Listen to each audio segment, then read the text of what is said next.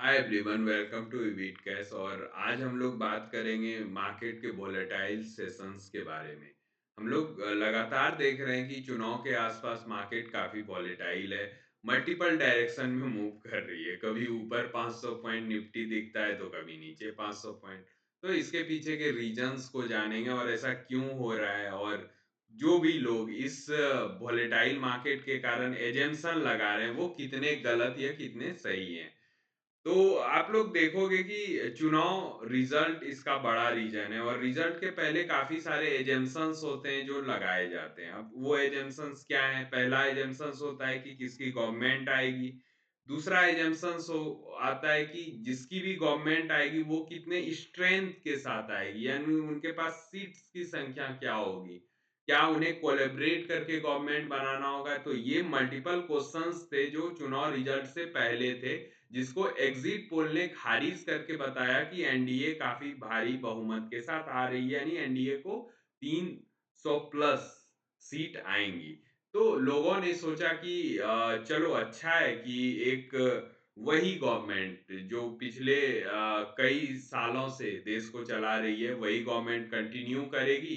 तो जो existing plan है, जो एग्जिस्टिंग इकोनॉमी है, जो एग्जिस्टिंग स्ट्रक्चर है बना हुआ इन्वेस्टमेंट का, वही कंटिन्यू करेगा।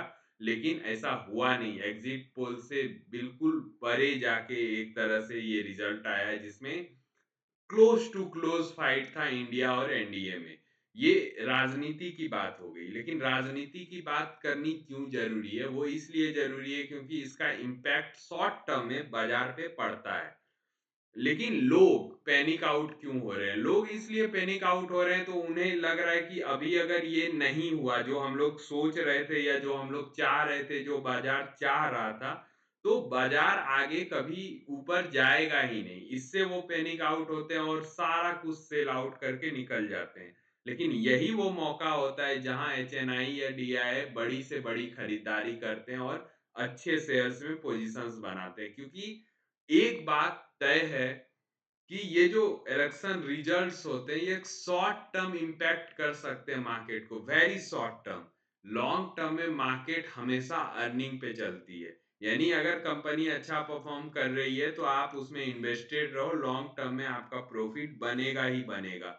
लेकिन अगर आपने सोचा है कि मैं मतलब कंपनी के रिजल्ट्स भी गवर्नमेंट के बदलने पर डिपेंड होगा, तो ऐसा बिल्कुल नहीं होता है जब तक कोई बड़ा इम्प्लीमेंटेशन नहीं हो, और ऐसा होता नहीं है। तो आप गौर से देखना मार्केट को कि जब भी ये जो भी अस्थिरता बनी हुई है कि क्या होगा, क्या होने वाला है, ये खत्म होता है।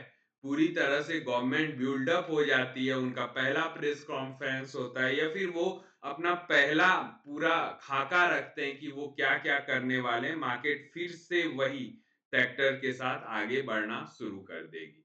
तो ये था वोलेटाइल सेशन के पीछे का रीज़न, और इससे हम लोग कैसे बच सकते हैं? सिंपल स्टेप है। आपको कभी भी इलेक्शन के रिजल्ट से पैनिक आउट नहीं होना है। वो शॉर्ट टर्म इम्पैक्ट डाल सकता है बाजार पे, लेकिन लॉन्ग टर्म में बाजार अर्निंग्स पर चलती है। तो अर्निंग देखो आप। आप जब भी आपको देखना हो तो अर्निंग देखो, और अर्निंग जब आप देखते हो तो आपको समझ में आता है कि कंपनी की अगर अर्निंग अच्छी है, बिजनेस मॉडल अच्छा है कि वो आगे जाके प्रॉफिटेबल रह सकता है, तो आपको डरने की बात नहीं है। क्योंकि आप जिस दिन बेच के निकलोगे पैनिक सिचुएशन में, आप देखोगे 4-5 दिन बाद रिकवरी आ गई और वो शेयर फिर वहीं चला गया, और नहीं पता आपको उससे भी ज़्यादा प्रॉफिट देके जा सकता है। तो कभी भी अर्निंग अगर अच्छी है कंपनी की, कंपनी का फंडामेंटल अच्छा है, तो किसी भी इस तरह के न्यूज़ से कि किसकी गवर्नमेंट आएगी, किसकी नहीं आएगी, आप पैनिक आउट मत हो। क्योंकि आप अगर उस समय पैनिक आउट होगे,